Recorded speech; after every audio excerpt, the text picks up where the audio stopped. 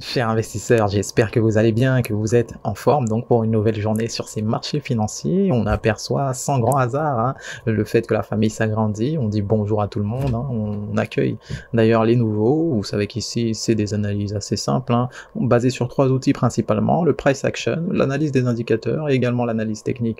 On va donc aller en détail sur le Bitcoin face au dollar comme à notre habitude, on commence en unité de temps hebdo.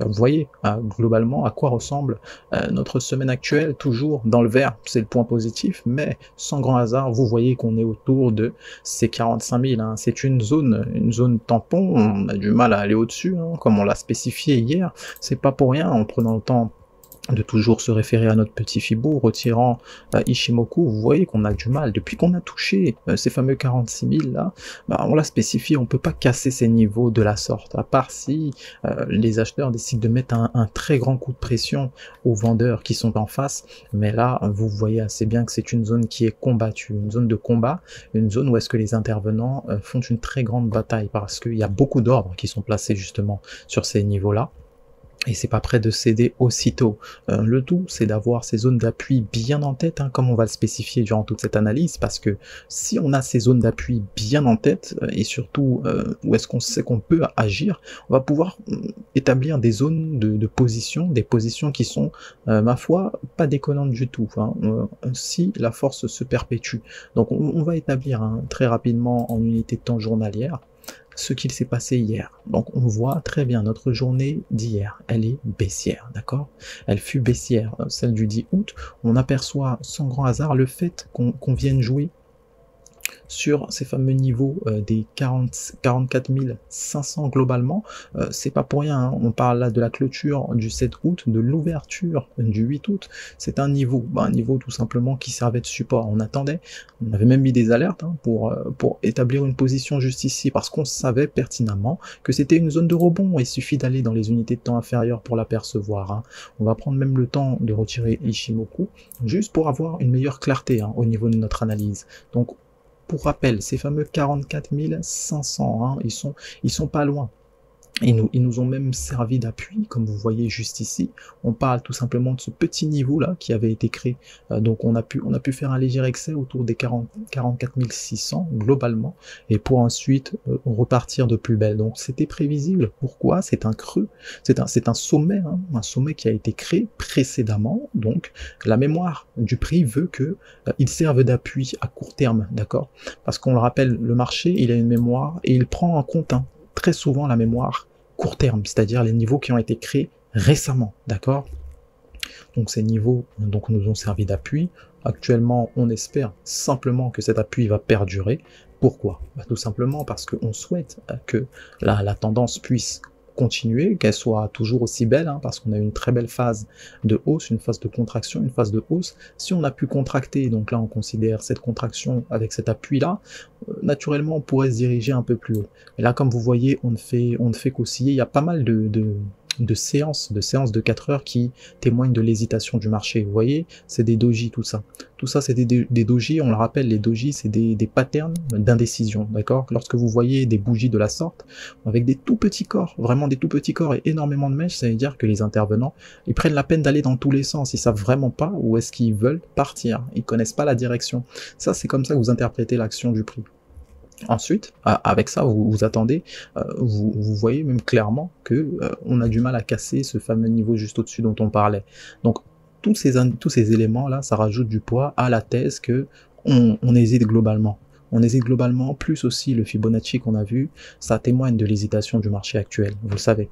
Le marché hésite, et on sait dans un premier temps que ça peut être un bon point, parce que si ça casse, si ces fameux 46 000, ils cassent, donc globalement, aujourd'hui, c'est-à-dire notre target haute, les 47 000 dans un premier temps, voire même les 48 000. Si on arrive d'abord aux 47 000, on est d'abord réconforté dans un premier temps, parce qu'on sait que les acheteurs ont gagné une partie de la bataille. Le prochain palier, c'est bien sûr les 48 000. Donc on souhaiterait juste arriver aux 48 000. Les 48 000, ça sera déjà un bon pas de plus vers cette continuation de hausse, de la hausse en question. Mais si les acheteurs faiblissent et que finalement, suite à toute cette indécision, on décide de laisser le camp, et on va encore une fois de plus se diriger sur ce précédent sommet qui avait été créé. On le rappelle, il s'agit des 44 000, donc par 800, hein, par là 800, entre 800 et 600. Donc globalement, ça correspond aux 44 500 pour ceux qui veulent se fier à la Kijun d'Ishimoku. Donc globalement, on attendrait un éventuel appui juste ici. Et si ça cède, vous savez qu'il y a l'appui suivant, hein, autour des 43 000, 43 000, 400, 500 par là. Donc on a globalement le premier palier comme zone basse, hein, le premier palier d'appui autour de 44 800, le deuxième palier d'appui autour des 43 500, d'accord. Donc tout ça, on fait attention à ça, puisque en soi, c'est des zones qui vont nous servir, hein, si on assiste à, encore une fois, cette faiblesse durant cette journée. Parce qu'on voit, hein, que la force s'affaiblit, elle s'affaiblit, il faut aussi se rendre à l'évidence. La force s'affaiblit des acheteurs, constater l'oscillation autour de cette fameuse résistance, hein, qu'on a dessinée, et même le prix ne fait qu'osciller autour de la Tenkan en question, hein, qui compose Ishimoku.